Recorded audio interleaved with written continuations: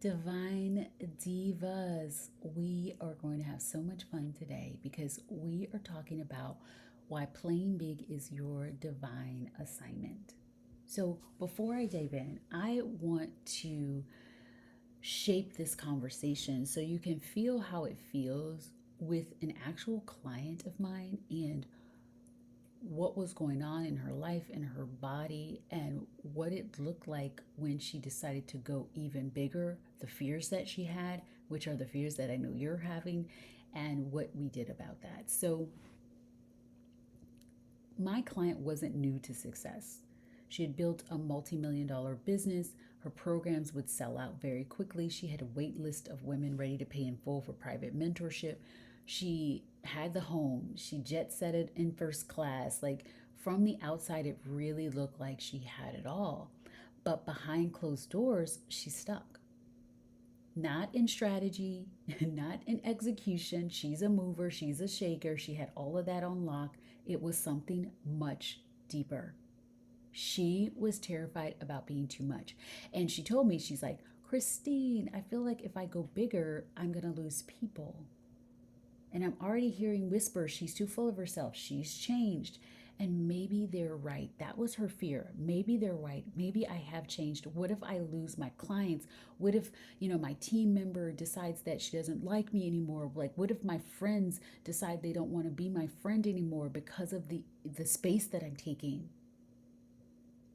And that is when I knew that she was standing on the precipice of a huge blow up, a quantum leap, something that was about to blow her mind, but she was paralyzed by the fear of fully stepping into it. And if you're listening to this right now, I know you felt this too, the fear of being too big, too bold, too wealthy, too powerful. And I say, there's no too big, no too bold, no too wealthy, no too powerful. Let's be more big, more bold, more wealthy, more powerful.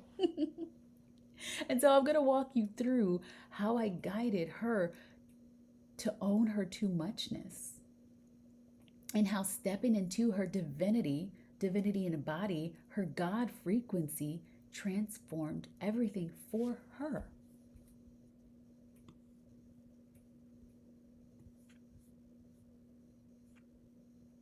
There's there's this invisible ceiling that I see a lot when it comes to women. And it's where we allow success. And some of you may not even be at that stage of success, but you have a fear of reaching that success, which is stopping you from stepping into that success. So, this is going to help you too. And so, it's like when success, we decide that success feels like a cage because it doesn't feel like a cage. It's all in our mind and it's all about conditioning. And it's all about, we've been conditioned that women can only handle so much. And if she does, she's going to go cuckoo, coco, loco, and she won't be able to handle it. And she can't handle money and she can't handle this. It's all conditioning that now you get to say, F that shit. So let me tell you about my cousin, my client. My client wasn't struggling. She wasn't failing. She was actually succeeding. And the success became pressure. The pressure to stay relatable, the pressure not to alienate her audience. And I'm saying alienate with quotation marks because that's not possible. And I'll tell you how. She had the pressure to maintain the identity that built where she was and not the identity of who she needed to be in order to really allow the growth and the expansion to come because there's only one identity that you need, and that's the identity of divinity, God and God frequency, divinity in a body. So my client told me, she's like, I built this castle and now I feel like I'm trapped inside of it. And can you relate?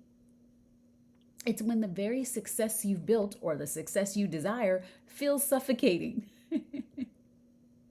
She was afraid to launch this big offer that had been on her heart for a long time. It was bigger, it was bolder, it was more expensive, and it wasn't for everyone. And she hesitated because she thought people were going to think she was selfish or greedy, or she had a fear that was she was allowing to cause her to shrink. And her soul was like, do it, do it, do it. She had a fear of outshining people. And I'm like, you always shine greater. And what if your greater light is like attracting people. For too long, women have been told if they shine too brightly, they're going to repel people, when it's the total opposite. The brighter you are, the more people walk towards the light. So I'm going to tell you something that people don't tell you. People are comfortable with your growth as long as it doesn't outgrow them. Some people. And the fear that she had wasn't really about losing clients. It was about leaving behind the version of herself that made everyone else feel safe. But you can't serve your big calling, your big mission, trying to stay comfortable. You've got to be the trailblazer. You've got to be the leader. You've got to be the one that everybody wants to that sees and is inspired by and wants to walk behind or with. And when I asked her who is she shrinking for, her answer was the people who supported her when she first started, her family, the clients who couldn't afford her when she, who can't afford her if she grows, who can't grow with her. And what I told her is that she's not abandoning them, she's calling them to rise. And if she stays smaller, she's asking them to stay small too. She's being called, or she was being called, to be bigger, bolder.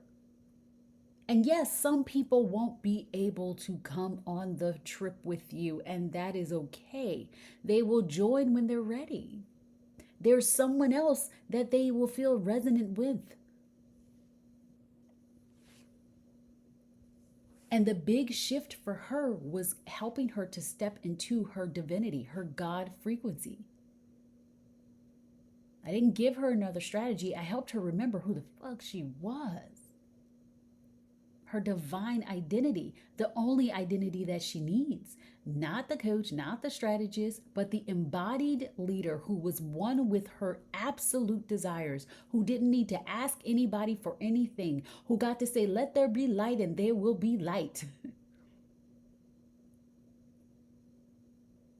I guided her using the Aligned Soul Alchemy method to really go and release, like become aware, acknowledge all the crap that you're feeling, move and allow it, accept it, move it through your body, allow your body to release all of the pent up emotions and things that you never allowed it to feel, allow it to release it and feel it fully so that you can accept and appreciate yourself and close the cycle of this people pleasing BS. Close the cycle of not owning your power. Close the cycle that your ancestors have gone through, that you've gone through lifetime after lifetime of playing small and not owning all of your full power. Closing that cycle, being done with that, and deciding to own the full power of your divinity. We anchored her in the truth that her desires were divine.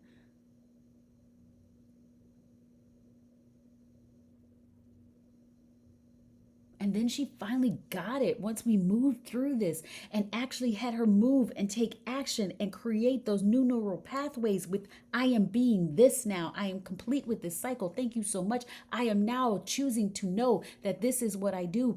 This is who I am. And this is the move that I'm making.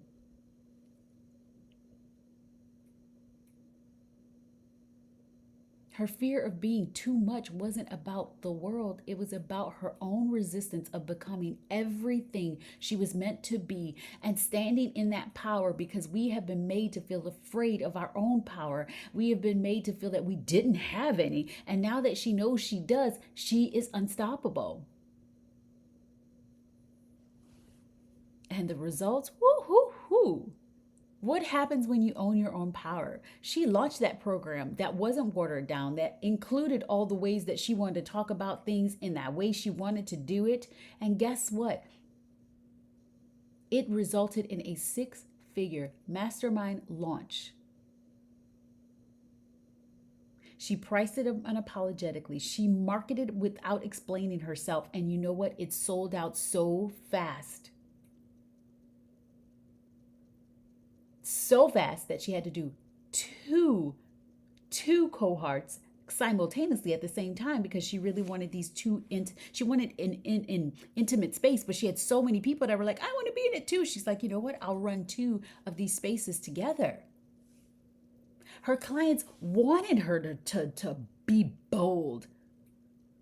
Her clients wanted to see that bigness. They wanted her to see that so that they wanted to see that in her to give themselves permission to expand into it. And by her owning her God frequency and her divinity in her body, in the body, is that she entered into overflow. Not just financially, but energetically. She didn't feel overwhelmed or exhausted. She wasn't like in resistance all the time, so she felt tired. No, she was so big, so bold. She was moving. Instead of just acting, she was moving and being moved by the power of divinity within her. And this is what happens in Divinity House.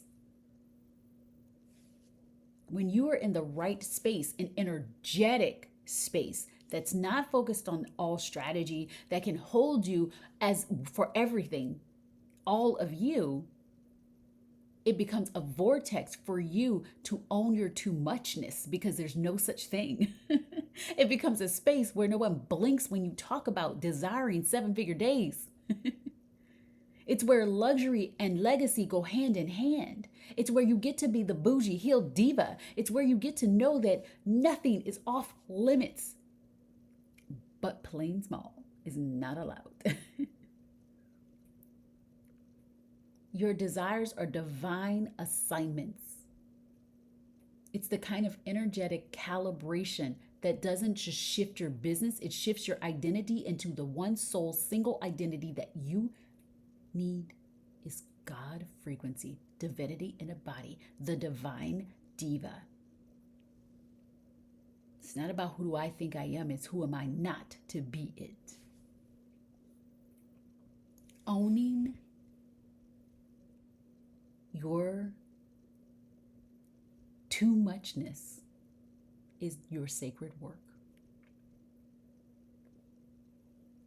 If you are holding back because you feel too big, too bold, too visible, if you're dimming your light to make others uncomfortable, to make others comfortable, then let me remind you this. Your bigness is what the world is praying for. Your expansion is non-negotiable. And yes, some people may fall away, but you're not here to babysit people's comfort zones. You're here to lead people, to expand them, and to own every inch of your power.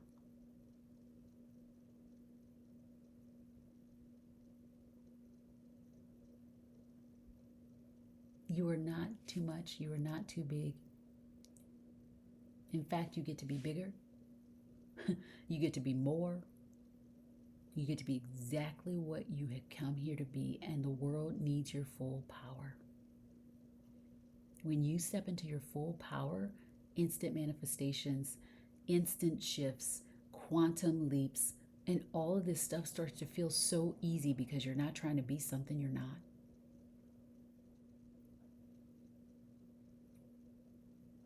So on that note, there's no such thing as too much. Your too muchness is a sacred invitation to be all that you are. Hugs, kisses, and all of the feels. Stay bougie, be healed, and keep it divine.